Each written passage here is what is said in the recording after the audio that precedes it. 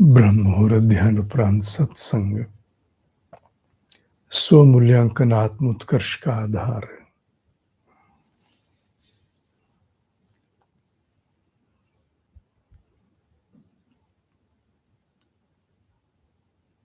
एक मूल्यांकन मनुष्य रूप में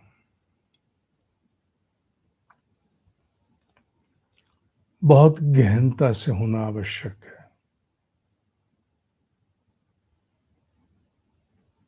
ईश्वर ने मनुष्य को मस्तिष्क के रूप में एक ऐसा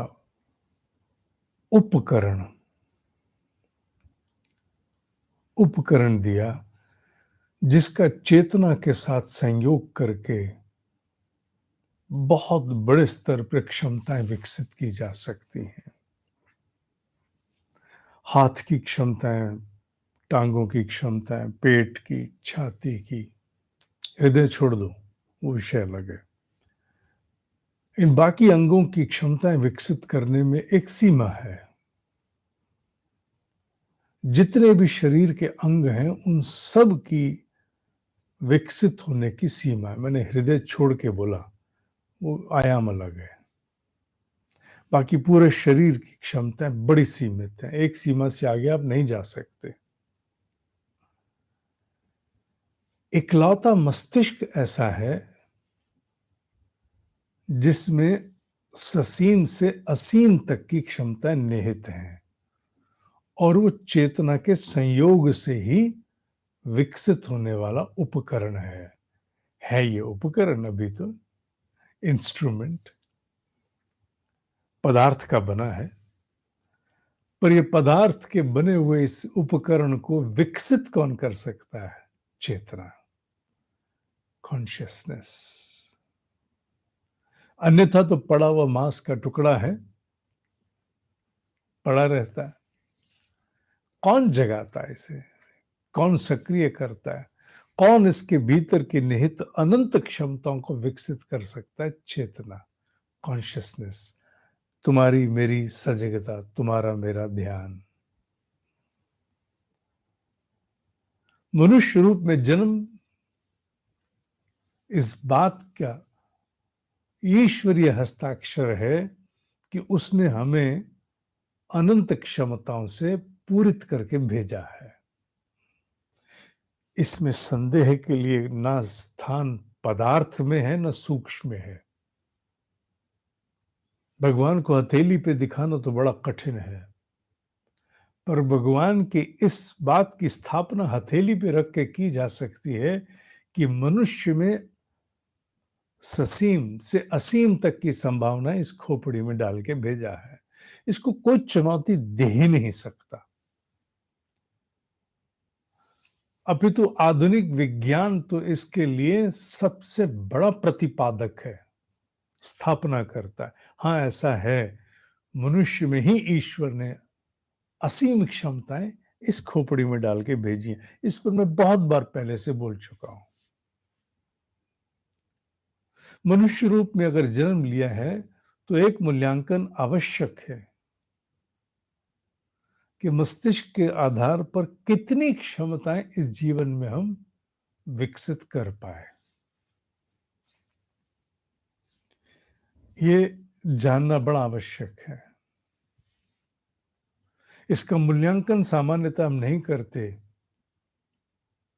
हम केवल और केवल उतने भर से ही प्रसन्न हो जाते हैं जितने भर से इसका एप्लीकेशन पार्ट चलता रहता है। पर इसके अतिरिक्त भी तो कुछ है। मनुष्य के मस्तिष्क की अपरिमित क्षमताएं, मेरा ब्रह्म ऋषि का शब्द है, उन्हें जानने के लिए कुछ अपनी ओर से चेष्टाएं करनी पड़ती हैं।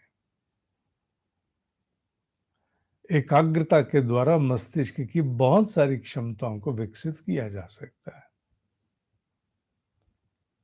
जैसे रीडिंग है, उदाहरण दे रहा हूं केवल एक। सामान्य व्यक्ति जितने समय में कोई पेज पढ़ सकता है, अगर मस्तिष्क को विकसित किया जाए धीरे धीरे अभ्यास के द्वारा, तो सामान्य व्यक्ति की गति से आप 3 गुना अधिक गति से अध्ययन कर सकते हो बिना कोई शब्द छोड़े हुए।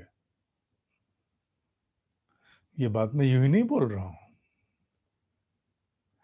गति तो और भी अधिक जा सकती है, पर इतना ही बहुत है समझने के लिए कि एक क्षमता है जिसका उल्लेख किया, केवल एक क्षमता है। ऐसी ढेरों क्षमताएं मस्तिष्क की हैं जिन्हें विकसित करने के विषय में सोचा जा सकता है। पर चूंकि हमने जीवन में उतनी व्यवस्था नहीं बनाई, इसलिए बहुत सारी चीजें घेर लेती हैं। हम उन्हीं से मुक्त होकर कुछ करने योग्य बचते नहीं हैं। सबसे बड़ा कार्य साधक का क्या है कि काम सारे किए जाएं, पर इन्हीं सब में कुछ ऐसा समय भी अगर निकाला जा सके तो निकालें, जिससे मस्तिष्क की क्षमताओं का एक अवलोकन करें। विकसित कब करेंगे?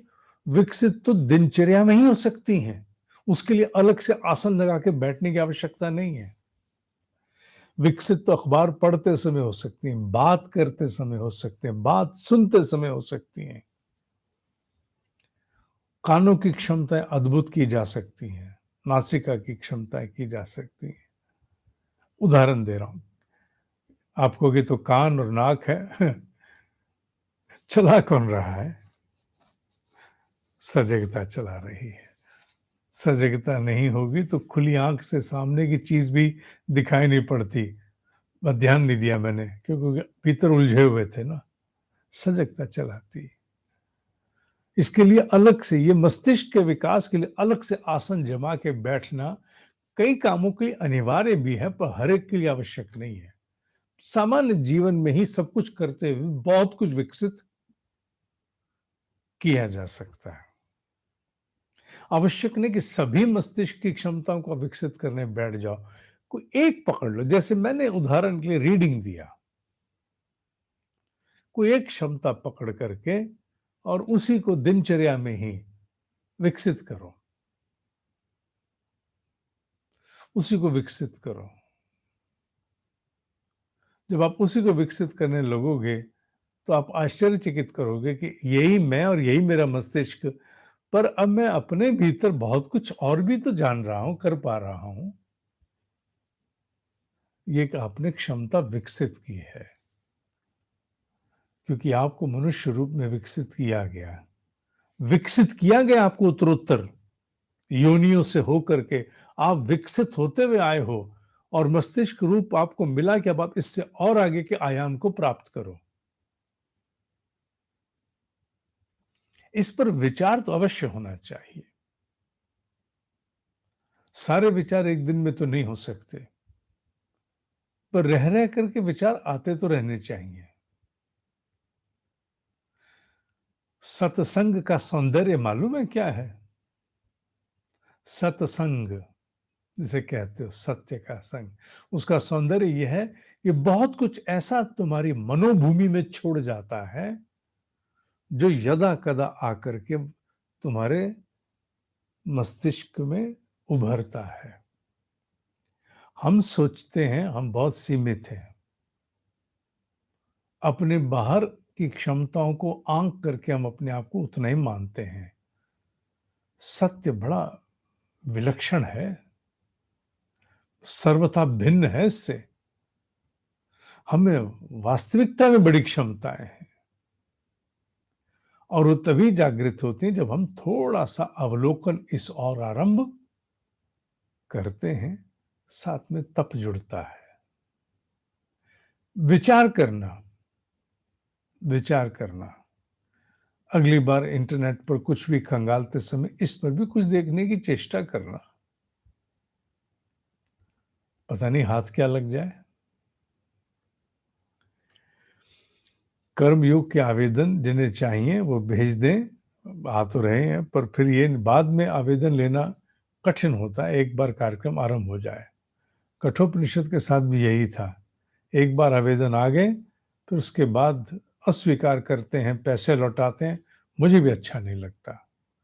इसलिए आप लोग समय से आवेदन लें, जिससे फिर आगे की तैयारी की व्यवस्था बनाई जा सके। मैंने श्रृंखला कहा था ना, प्राचीन भारतीय मनीषा की सेवा में काल के अनुरूप कुछ कार्यक्रम बस अब शीघ्र ही आरंभ होने वाले हैं।